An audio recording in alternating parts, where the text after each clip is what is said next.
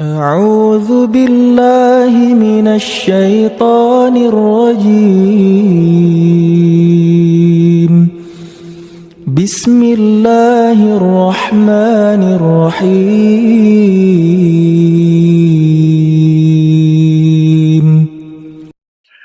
Bismillahirrahmanirrahim. Assalamualaikum warahmatullahi wabarakatuh. Alhamdulillah walhamdulillah summa alhamdulillah. Wassalatu wassalamu ala Rasulillah Sayyidina Muhammad ibn Abdullah wa ala alihi wa sahbihi wa mawalah la hawla wa la quwwata illa billah. Rabbana lakal hamdu hamdan katsiran tayyiban mubarakan fih. Subhanaka la ilma lana illa ma 'allamtana innaka antal alimul hakim. Rabbi shrah li sadri wa yassir li amri wa hlul 'uqdatam min lisani yafqahu qawli. Wala haula wala quwwata illa billahil aliyyil azim. Amma ba'd. Al-Mukarramun, para tuan-tuan guru, tuan-tuan haji, peni sepuh dan tokoh masyarakat, Ketua DKM Pengurus Masjid Jami' Al-Mubarakah dan Ketua Majelis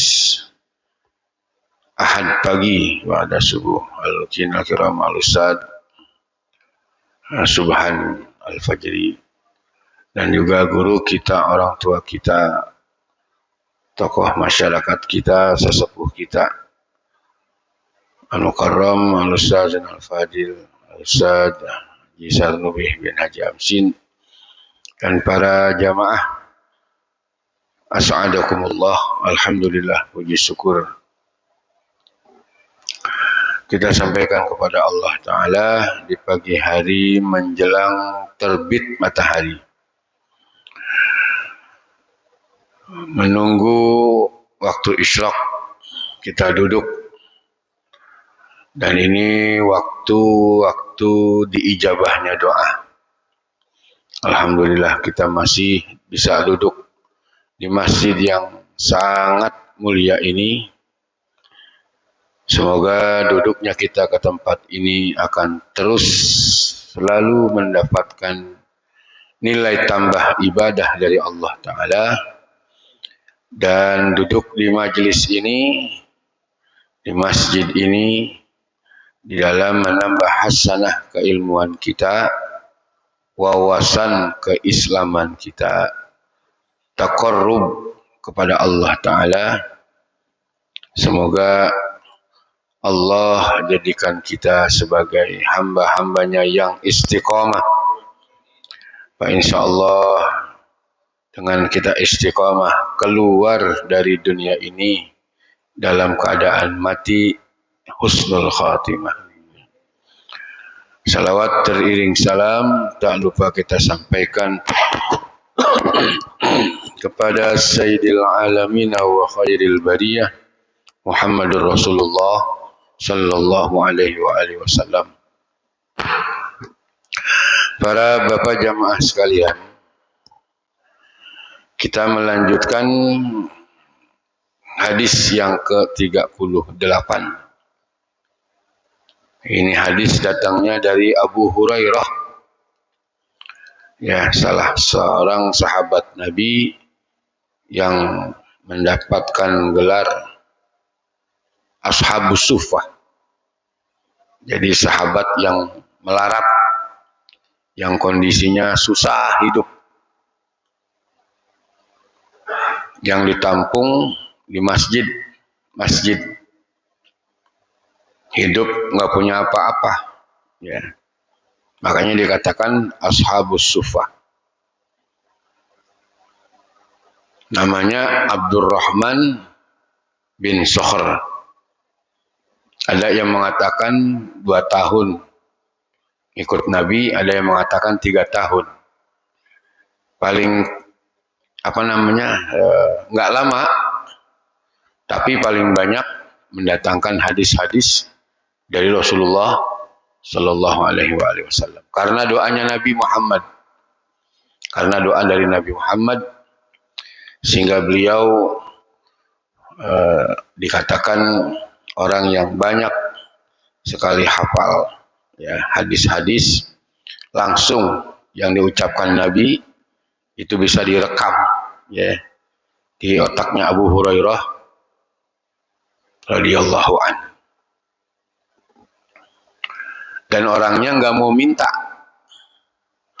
karena beliau selalu berpandangan atau kalau bahasa kita punya prinsip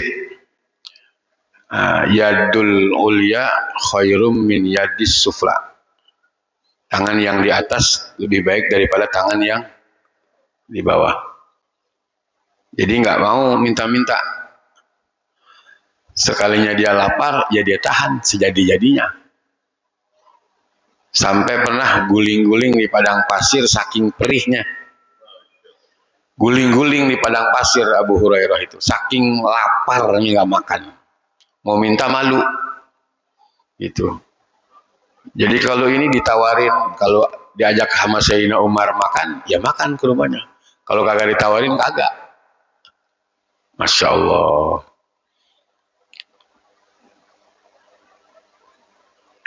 An Abi Hurairah radhiyallahu anhu qala Rasulullah sallallahu alaihi wasallam,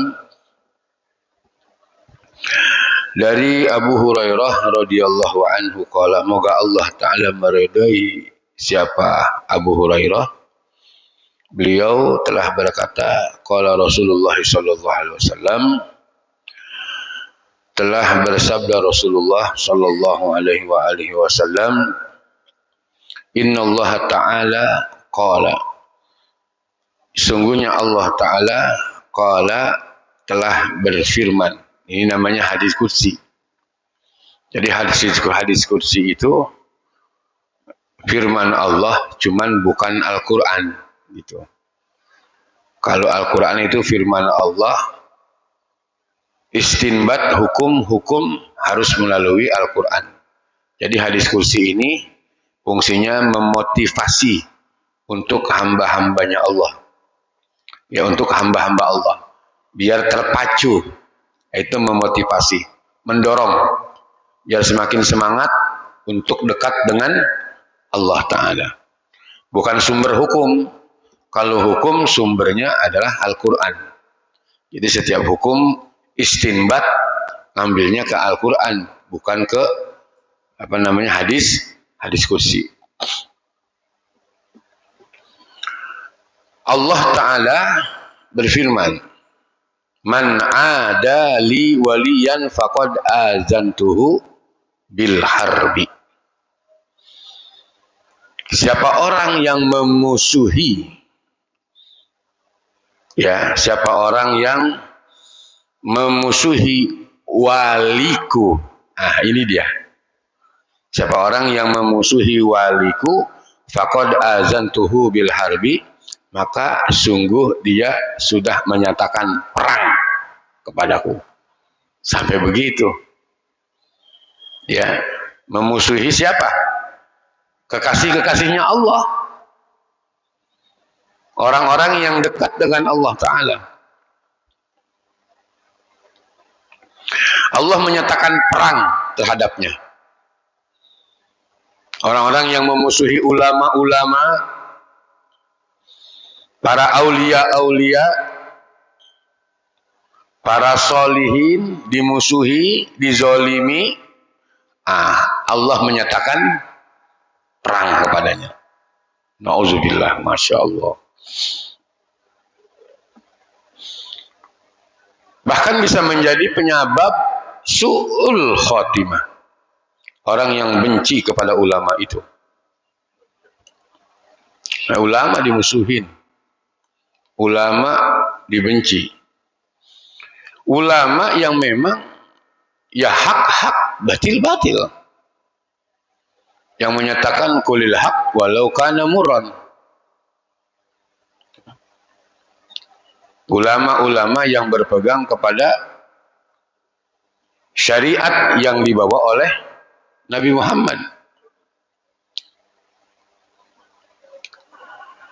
Para wali-walinya Allah Ta'ala dimusuhi, dizolimi, diintimidasi, bahkan dibunuh sekalipun. Maka Allah menyatakan perang kepadanya. Allah pasti akan membinasakan orang tersebut. Pasti akan Allah binasakan. Dan mereka nggak tahu dengan cara apa Allah akan membinasakan mereka. Pelan-pelan habis.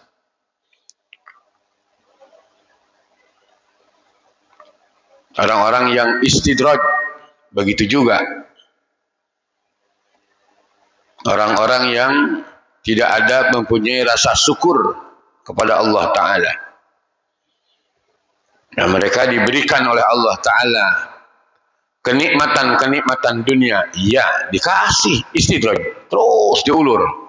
Ngaji kagak, ya, sholat kagak. Udah begitu.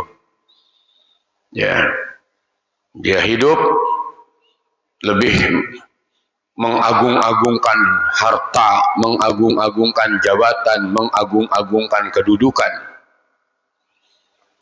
Tetapi dia kehilangan Quran, dia kehilangan Rasulullah. Ini sangat merugi. Ya, orang yang dikasih harta, dikasih pangkat dan kedudukan yang berlebih-lebihan, justru malah dia kehilangan Allah, kehilangan Rasulullah, kehilangan Quran, kehilangan sunnah. Nah, ini sangat merugi sekali. Lebih baik kita kehilangan harta benda, kehilangan harta dan jabatan kedudukan, daripada kita kehilangan Allah, kehilangan Rasulullah, kehilangan Quran. Oh,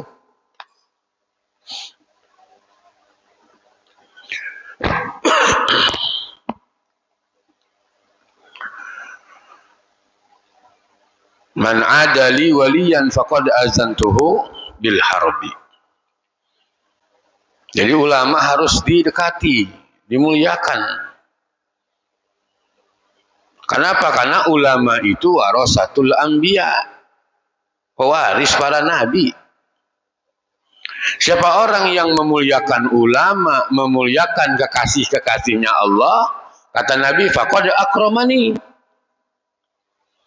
maka sungguh dia telah memuliakan aku, kata Nabi. Wa man akramani faqad akramallah. Siapa orang yang mencintai aku, maka dia termasuk mencintai Allah Ta'ala. Tuh. Cintai ulama, ini kan kita beda. Kalau giliran pejabat, giliran orang berduit datang, oh bukan main sibuknya kita. Pakai bersih inilah, bersih itulah, sambut. Bukan main. Tapi giliran ulama, makanan sayur asem, ikan teri, jengkol jadi. Tapi kalau giliran, mohon maaf ya, orang dunia ini mah pakai catering, harus pakai catering. Coba sampai sebegitu. Orang dunia nggak ada manfaat. Ya kita jangan sebut dah. Iya, kalau giliran pejabat, mohon maaf, yang datang sibuknya bukan main kita. Ya Allah. Ulama, ngundang ulama, bikin maulid, asal aja udah. Kasih sekian, jadi. Ya coba itu, Masya Allah. Tapi kalau giliran orang dunia, sampai artis, Masya Allah. Ini makanya kita, ini udah nggak ada. Memang udah kualat kita sama ulama ini. Udah benar, Pak. Ulama ditinggalin, fuqaha ditinggalin, ya begini keadaannya, nggak rapi-rapi. Yang muncul zolim, tukang bohong. Ya begitu mulu yang ada kita. Orang dunia ini.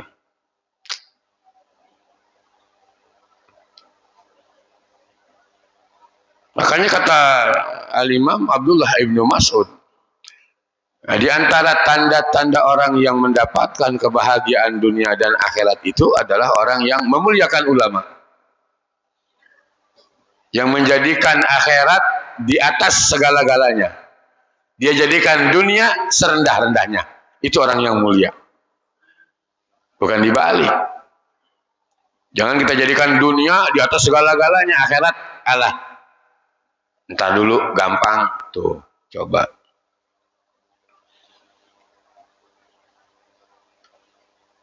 Al-ulama warasatul anbiya. Ulama itu pewaris para nabi. Innal anbiya lam yuwarisu dinaran wala dirhaman. Dan Nabi tidak mewariskan kepada ulama itu berbentuk dinar atau dirham. Enggak, dunia, bukan. Yang diwariskan Nabi kepada ulama bukan pangkat dan kedudukan. Bukan. Bukan duit. Bukan dinar, bukan dirham. Tetapi yang diwariskan Nabi kepada ulama adalah al-ilmu. Yaitu ilmu. Ilmu. Ilmu bagaimana tata cara mandi hadas besar dengan benar. Bagaimana tata cara berhudu dengan benar. Bagaimana tata cara sholat dengan benar. Istinja dengan benar. Itu kalau kita ambil, manfaatnya luar biasa. Ilmunya ulama. Harusnya kita dekati, kita muliakan ulama.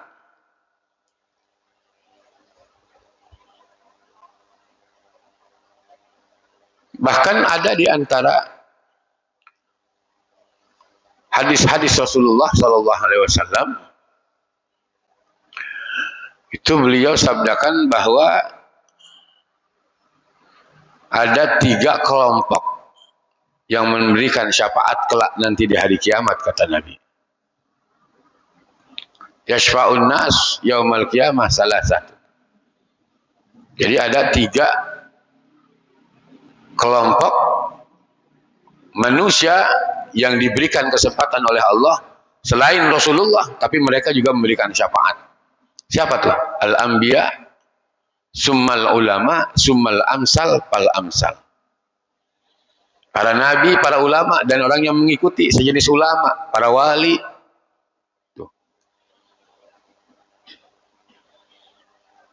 Ya, mereka juga kelak akan memberikan syafaat kepada kita. Bahkan termasuk karya-karyanya ulama pun bakalan ditimbang nanti di hari kiamat. Misalkan kita baca rotib, kita baca rotibul haddad, rotibul atos, atau wirdul latif. Kita baca di waktu pagi, atau kita baca di waktu sore, atau kita baca manakib, kita baca hizib. Itu kan karya-karyanya ulama. Kalau kita baca itu karya-karyanya ulama, kita jadikan aurat dalam keseharian kita. Kelak nanti kata Nabi di hari kiamat bakalan ditimbang karya-karya ulama itu. Enggak akan Allah sia-siakan. Allah enggak akan sia-siakan, Masya Allah. Sampai dijelaskan di dalam hadis, di dalam kitab Adabul Alim wal Muta'alim, buah karya daripada Hadratus Syekh Al-Alim, Al-Allamah, Al-Muhaddis beliau, yaitu Kiai Haji Hashim Asy'ari. Itu beliau katakan di dalam hadis, ditulis di dalam kitab beliau, bahwa yuzanu yaumal qiyamah madadal ulama wa damma syuhada. Bakalan ditimbang nanti di hari kiamat karya-karyanya ulama, kayak kitab-kitab yang kita baca tuh, ya, yang kita ngajiin sama kita punya guru-guru, itu kan karya-karyanya ulama. Ya, itu bakalan ditimbang nanti di hari kiamat. Yuzanu yaumal qiyamah madadal ulama wa damma syuhada. Dan darah-darah para syuhada yang mereka gugur di jalan Allah Ta'ala, maka darah mereka itu pun kelak akan ditimbang nanti di hari kiamat. Nah, kita pun juga begitu, mengikuti jalannya ulama, mengikuti apa yang dikatakan ulama. Nah, ini yang dikatakan jalannya menuju kepada keridhaan Allah Subhanahu wa Ta'ala. Jadi jangan ini udah ditinggal, dimusuhin malah. Ya.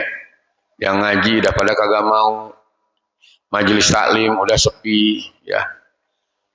Ngaji-ngaji perukunan. Kalau kita kan tanya Abi itu. Dulu kan ngaji perukunan. Sifat 20, Irsyadul Anam, Adabul Insan, Babul Minan. Kitab-kitab tipis.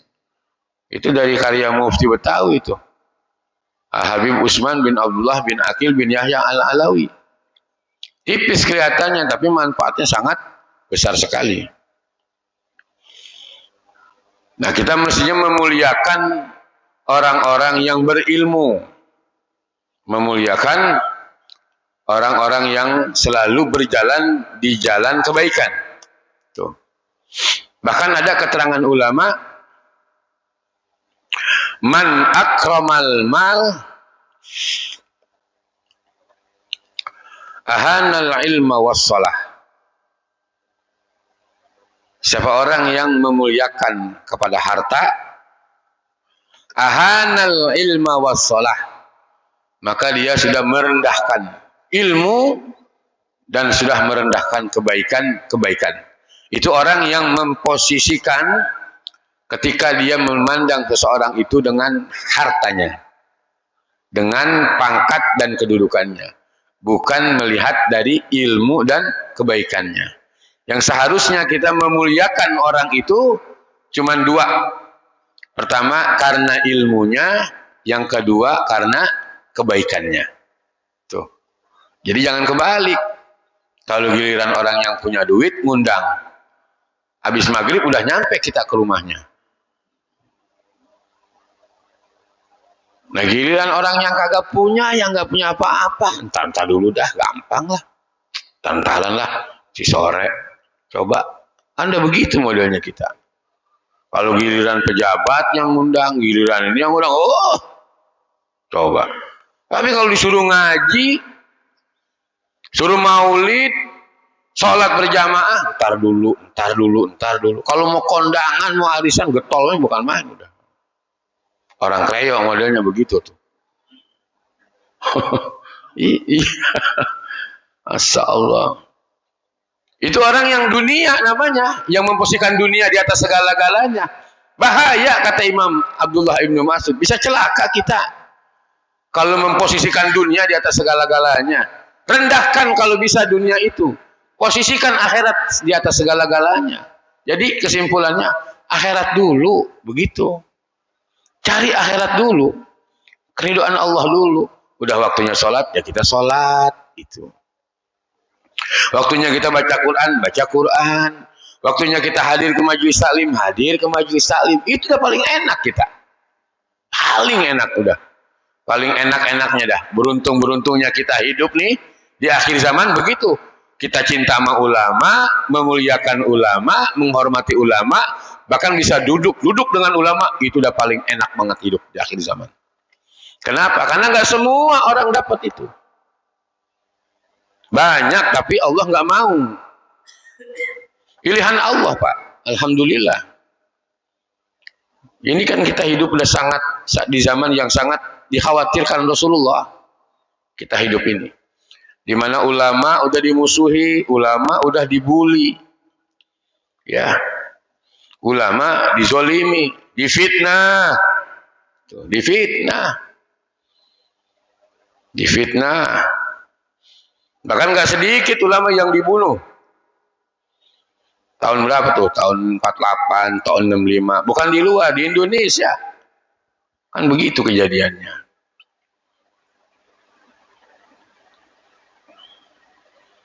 Wa ma taqarraba ilayya 'abdi bi syai'in ahabba ilayya mimma iftaradtu 'alaihi.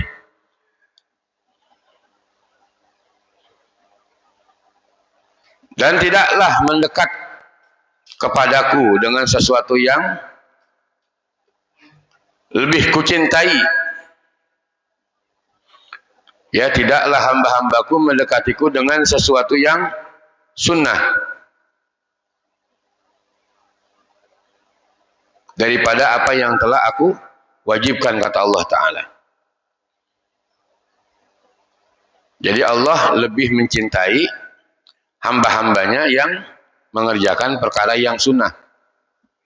Yang sunnah yang dia kerjakan. Orang kalau sudah mengerjakan yang sunnah, yang wajib pasti dia kerjakan. Kalau dia kerjakan yang wajib, belum tentu dia bisa mengerjakan yang sunnah. Tuh, makanya di sini kata Allah begitu dalam hadis kursinya. Aku lebih mencintai hamba-hambaku yang mengerjakan pekerjaan yang sunnah daripada perkara yang aku wajibkan, kata Allah Ta'ala. Perkara yang sunnah yang dilakukan oleh kekasihnya, yaitu Nabi Muhammad Sallallahu Alaihi Wasallam. Subhanallah. Jadi ngikutin aja, mengikuti. Ini yang dikatakan ittiba. Ittiba kepada Nabi itu dengan apa? Bil libas, dengan mengikuti cara berpakaiannya Nabi, dengan bersiwak, dengan memanjangkan jenggot, menipiskan kumis. Itu caranya Nabi. Itu namanya mutaba'ah. Mutaba'ah. Ittiba bil libas. Apalagi kan ini bulan Maulid, ya. Kenapa? Karena Allah lebih mencintai kepada hamba-hambanya yang dia mengutamakan pekerjaan yang sunnah. Yang sunnah dia kerjakan, sudah pasti perkara yang wajib dia kerjakan. Gak mungkin dia akan tinggalkan. Tuh. Nah, ketika mengikuti perkara yang mutaba'ah, mengikuti apa yang dilakukan oleh Nabi, yaitu tadi bil libas, bil af'al. Nabi sholat sunnah, ya kita sholat sunnah. Tuh. Nabi mengerjakan sholat malam, nah kita mengerjakan sholat malam, mengikuti sunnah Nabi. Nabi sholat duha, ya kita sholat duha. Nabi ba'diyah, qobliyah, ya kita ikut. Itu namanya bil af'al. Nabi selalu membaca Al-Quran dalam kesehariannya. Pekerjaan Nabi begitu, ya kita ikut. Nah, ini dia katakan ittiba bil af'al. Jadi ngikutin apa yang dikatakan Nabi, mengikuti yang dilakukan Nabi, meniru. Nah, kita kerjain. Walaupun kita cuman sehari 2 lembar, sehari 2 lembar, sehari cuman 2 lembar. Beda dengan Nabi, ya beda. Subhanallah. Nabi pekerjaannya setiap hari bersedekah, ngeluarin duit setiap hari, Nabi Muhammad. Nah, kita sebagai umatnya kan ittiba nih, ngikut sama Nabi. Ikut mutaba'ah. Itu yang dilakukan Nabi, kita umatnya ngikutin. Ya sedekah setiap hari, walaupun cuman 1000 perak setiap hari kita sedekah. Nah, itu namanya mutaba'ah. Ittiba li sunnatin Nabi sallallahu alaihi wasallam. Ikut kepada sunnah Nabi Muhammad sallallahu alaihi wasallam. Masya Allah, Nabi sayang mana anak yatim. Tuh. Nabi nggak pernah marah-marah sama istrinya. Tuh. Masya Allah, Nabi nggak pernah menghina sama makanan. Nabi nggak pernah membentak sama pembantu, apalagi sama istrinya. Enggak. Kita ngikut dong kepada Nabi. Subhanallah. Ya, Nabi nggak pernah mencela, apa namanya? Istilah kalau dalam ini namanya mudaroh. Mudaroh itu sopan santun, kebiasaan akhlaknya Nabi. La bazumut ta'am. Nabi nggak pernah mencela sama makanan. Enggak. Siti Aisyah pernah masak. Bahasa kita nih kurang garam dah begitu ya. Masak kurang garam. Biar kalau kita makan mah antak begitu. Lakan Nabi, ya Rasulullah, bagaimana? Apa yang engkau makan gimana? Nikmat, enak banget. Insyaallah. Jawab Nabi, enak banget. Udah enak pakai banget. Enak banget ya Aisyah. Masya Allah, kau makan enak luar biasa. Padahal ya, kalau kita bagaimana kira-kira? Bini masak, udah garamnya kurang, apanya kurang, udah gak enak kalau bahasa kita. Bagaimana kira-kira? Apa kita kata-kata bini kita? Coba itu. Ya, nggak pernah Rasulullah mencela sama makanan. Makan ya makan aja. Mau bagaimana, mau bagaimana? Enggak ada marah Nabi, enggak ada.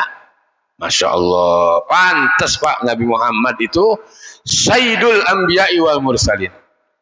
Allahumma sholli wa sallim. Akhlaknya Pak, akhlaknya mau dibunuh, ya kan? Dilemparin jeroan, lagi sujud dilemparin jeroan sapi, kotoran sapi, bagaimana coba? Marah Nabi kagak. Dikata-katain Nabi Muhammad, ya dikata-katain, disumpahin, diludahin, marah Nabi kagak. Masya Allah, ini Nabi kita Pak, sabarnya luar biasa. Nah ini kita sedikit mengikuti lah, walaupun memang nggak nyampe sekian persen. Sabar, kudu sabar, gitu. Kudu sabar. Kenapa? Karena penghuni surga itu, calon-calon penghuni surga, ya sabar. Bukan temperamen, bukan ego, bukan keselan, bukan jengkelan, enggak. Sabar. Penghuni surga itu orangnya sabar. Sabar. Kenapa? Innallaha ma'as sabirin, sabar. Jadi kalau bini kita ada salah, ada apa, ya dimaafin, dimaklum. Ini mah habis orang, dia kata la ilaha illallah, la bazumut ta'am, jangan mencela kepada makanan, makan, bersyukur kepada Allah Subhanahu wa taala. Memberikan kasih sayang kepada istri-istrinya itu Rasulullah. Nah kita pun juga begitu, ya boleh ya. Ajak jalan sekali-sekali, kita punya orang perempuan, jangan di rumah mulu. Begitu maksudnya. Jangan kita mulu yang jalan. Ya. Ya Saudara Rahman ya. Allah, iya, ajak jalan, Masya Allah. Hiburan.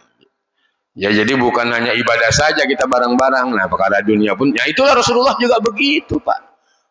Ya beliau berbincang-bincang dengan istrinya, dengan ya Allah Subhanallah, Rasulullah selalu minta pendapat istri.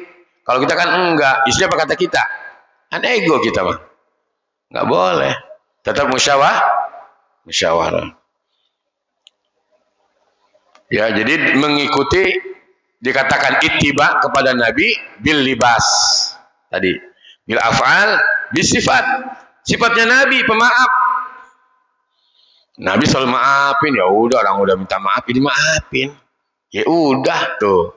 Orang kalau yang lebih mengutamakan akhirat, menjunjung tinggi akhirat di atas segala-galanya begitu Pak. Nggak ada kesel, nggak ada, ya udah maafin aja, selesai. Yang mangkreng itu orang dunia. Orang yang masih cinta banget dengan dunia. Sehingga nggak nerima gitu, nggak nerima. Kesel aja bawahannya. Ini orang yang masih ada ikatan dengan dunia, begitu lengket. Ya, begitu lengket. Jadi hawanya kesel, jengkel, gedek sama orang, Masya Allah. Bahkan suuzon mulu sama orang. Orang dunia tuh. Kenapa? Ngeres hatinya.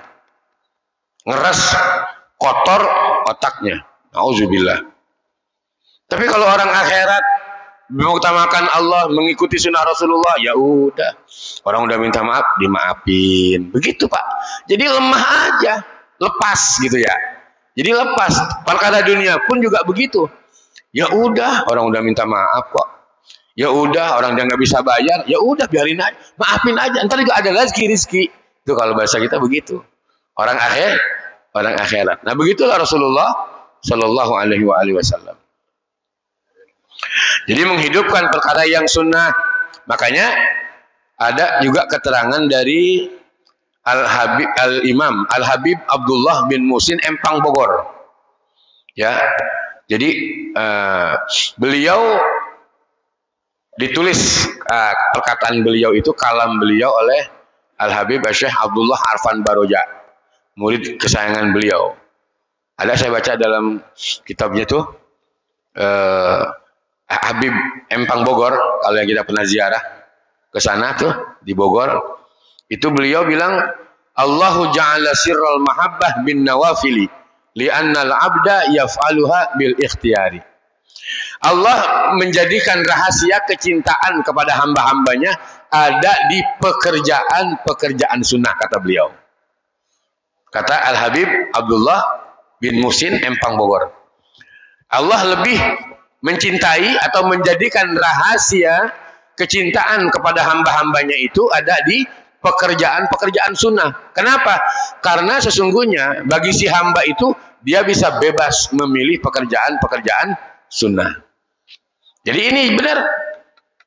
Apa yang dikatakan Allah dalam hadis qudsinya? Aku lebih mencintai hamba-hambaku, dia mengerjakan pekerjaan yang sunnah daripada perkara yang aku wajibkan, kata Allah Ta'ala.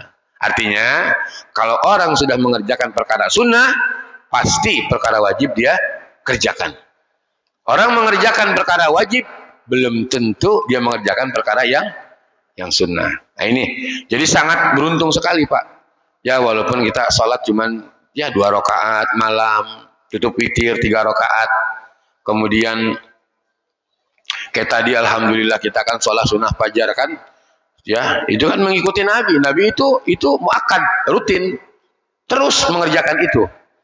Bahkan orang yang sholat itu kan khairun minad dunya wa ma fiha.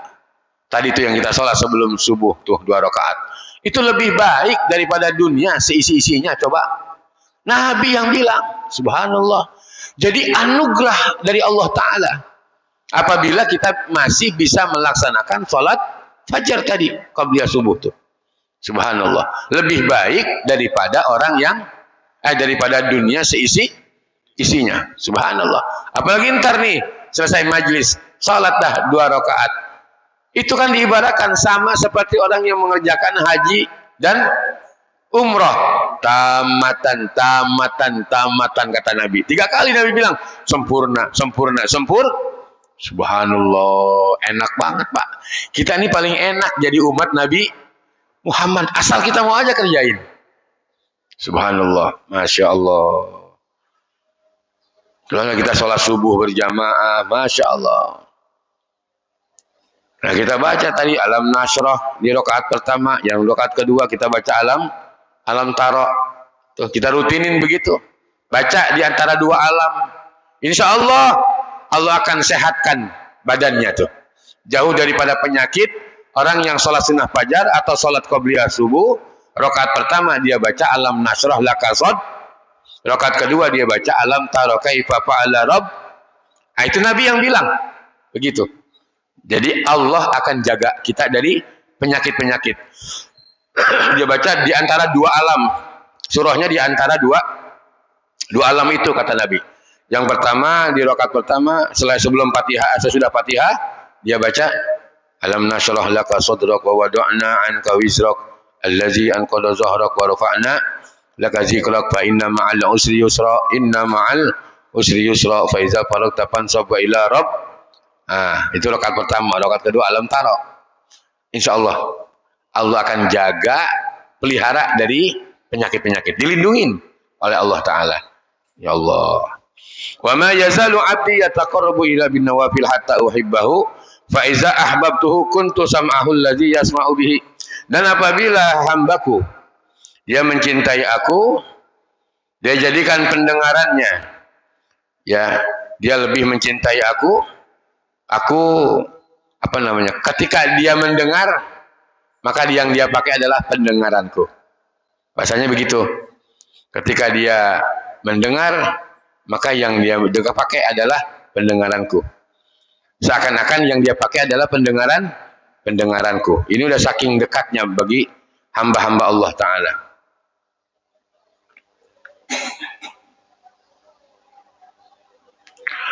Wa basaruhul allazi yubsiru bih.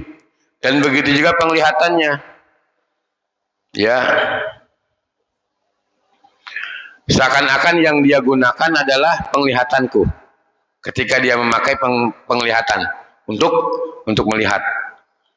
Apabila dia memegang wa yadahu lati yabtishu bih. Dan apabila dia memegang, dia menggunakan tangan, dia jadikan sebagai genggaman. Ketika dia jadikan tangan seperti tanganku. Ketika dia melihat seakan-akan mataku. Ketika dia mendengar seakan-akan kupingku. Walaupun Allah tidak berjirim. Allah tidak berjisim. Allah itu tidak berjirim, tidak berjenis. Ya, Allah kita nggak tahu bentuknya bagaimana, enggak. Ya, la ya'lamullaha illallah. Tidak ada yang mengetahui Allah kecuali Allah. Ini kalau dalam tauhid. La ya'lamullaha illallah. Laisa kamitslihi syai'un. Tuh, tidak ada yang mengetahui Allah kecuali Allah. Jadi kita nggak boleh mengatakan Allah punya kuping, punya kayak kita namanya. Nggak boleh. Cuman di sini diibaratkan begitu. Apabila para wali-wali kekasih-kekasihku, orang-orang yang mendekat kepadaku, ketika dia berjalan, seakan-akan dia berjalan dengan kakiku. Ketika dia mendengar, seakan-akan dia mendengar dengan kupingku, pendengaranku. Begitu juga dengan penglihatannya. Warijlahul lati yamshi biha. Begitu ya. Jadi dia gunakan kaki, seakan-akan dia menggunakan kaki Allah Ta'ala. Berjalan. Wa in sa'alani a'taituhu, dan jika dia meminta kepadaku, a'taituhu, aku akan memberikan, kata Allah Ta'ala. Maka dalam Quran dikatakan, wa iza sa'alaka ibadi anni fa inni qarib ujibu da'watad da'i iza da'an falyastajibu li wal yu'minu bi la'allahum yarshudun. Tuh. Kalau ada yang mengatakan wa iza sa'alaka ibadi, dan apabila bertanya hambaku, fa inni qarib, kata Allah, maka katakan kepadanya, sungguhnya aku dekat. Kalau ada si hamba nanya, Allah di mana? Allah bersama. Di mana? Bagaimana? Katakan, aku dekat dengan hamba-hambaku. Siapa yang didekatkan oleh Allah Ta'ala? Ya itu tadi. Orang yang hidup selalu mencari keridhaan Allah Ta'ala. Dengan ibadah, dia mengerjakan perkara yang disunahkan, kemudian dia pasti mengerjakan perkara yang diwajibkan. Allah Ta'ala akan mengabulkan permohonan orang-orang yang berdoa. Enggak jatuhnya ke kita doa itu, ke anak kita nanti. Enggak jatuhnya ke anak kita, ke cucu kita. Enggak ke cucu kita, ke cicit kita. Makanya tetap husnuzan kepada Allah Ta'ala. Harus baik sangka terus kepada Allah Ta'ala. Enggak jatuh juga, enggak jatuh keturunan kita. Insya Allah nanti akan ada pengangkatan di hari kiamat dari Allah Subhanahu wa Ta'ala. Nah, ini jadi terus menanamkan husnuzan, baik sangka kepada Allah Subhanahu wa Ta'ala.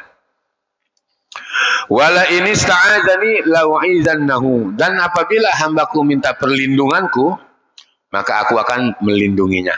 Tuh, janji Allah Subhanahu wa Ta'ala. Apabila hambaku meminta, maka aku akan memberikan kepadanya. Cuman ketika kita doa, nggak segampang kita ngebalikin telapak tangan begitu. Enak banget. Emang kita siapa? Ya, kalau wali, iya Pak. Kenapa? Mereka udah nggak ada hijab. Kenapa? Karena sudah menjalankan hak-hak Allah Ta'ala. Kalau kita kan masih banyak lalainya gitu. Ya kan? Masih banyak lalainya. Bukannya nggak dikabulkan. Insya Allah pasti dikabulkan. Cuman karena masih banyak hijab kitanya. Dosa kita masih banyak. Ibadah masih banyak lalainya. Begitu. Tapi karena para wali, langsung. Iya, kenapa? Udah nggak ada hijab. Kenapa? Karena udah saking dekatnya kepada Allah Subhanahu wa Ta'ala. Ya, jadi semoga hadis yang ke-38 ini bisa jadikan bahan renungan muhasabah buat kita untuk lebih mendekatkan diri kepada Allah Subhanahu wa Ta'ala. Nah, inilah janji Allah Ta'ala kepada kita sebagai hamba-hambanya. Artinya ketika kita dekat, Allah pasti akan lebih dekat. Kalau kita datang ke Allah berjalan, Allah datang ke kita berlari. Sampai begitu Pak. Subhanallah. Sampai saking bahasa kita nih, Allah kurang bagaimana sama kita gitu. Timbang ngaji aja kita, timbang ngaji doang, timbang ngaji, baca Quran, tahajud, masih orang mau. Padahal Allah udah bilang begitu. Kalau datang kepadaku dengan berjalan, aku akan datang dengan coba. Kau sebut aku dalam keadaan sendirian, aku akan menyebut engkau wahai hambaku bersama dengan yang lebih banyak. Masya Allah. Coba Pak, Tuhan kita ini udah sangat pemurah, penyayang. Memang kita syukur aja yang ada. Allahu Akbar. Mudah-mudahan ya, mudah-mudahan Allah tingkatkan terus derajat kita untuk menjadi hamba-hamba yang lebih dekat kepadanya dan selalu banyak syukur, selalu banyak bersyukur kepada Allah Subhanahu wa taala. Wallahu a'lam bishawab. Al-Fatihah. Wabillahi minasyaitonir rajim. Bismillahirrahmanirrahim. Iyyaka na'budu wa nasta'in. Bismillahirrahmanirrahim. Alhamdulillahirabbil alamin. Allahumma shalli wa sallim ala sayyidina Muhammadin wa ala ali sayyidina Muhammad salatan takunu biha mahbubina laka wa mahbubina lahu fi afiyah. Allahumma inna nas'aluka zidna ilman nafi'a wa fahman zakiyya wa qalban khashi'a wa amalan salihan mutaqabbala wa rizqan halalan thayyiban mubaraka. Allahumma rizqna fahman nabiyyin wa hifzal mursalin ilhamal malaikatil muqarrabin bi butul arifina bi rahmatika ya arhamar rahimin. Allahumma ja'al auladana wa zurriyatina wa talamizana wa jama'atina min ahli ilmi wal khair wa la taj'alna wa iyyahum min ahli syarri wad dair. Allahumma inna nas'aluka nafsan mutmainnah tu'minu bi liqa'ika wa tarda bi qada'ika wa taqna'u bi ata'ik. Allahumma inna nas'aluka husnal khatimah wa na'udzubika min su'il khatimah. Tawaffana muslimin wa alhiqna bis solihin. Wa sallallahu ala sayyidina Muhammadin nabil ummi wa ala alihi wa sahbihi wa sallam bi fadli subhana rabbika rabbil izzati amma yasifun wa salamun alal mursalin walhamdulillahi rabbil alamin. Subhanakallahumma bihamdika asyhadu an la ilaha illa anta astaghfiruka. Assalamualaikum warahmatullahi wabarakatuh.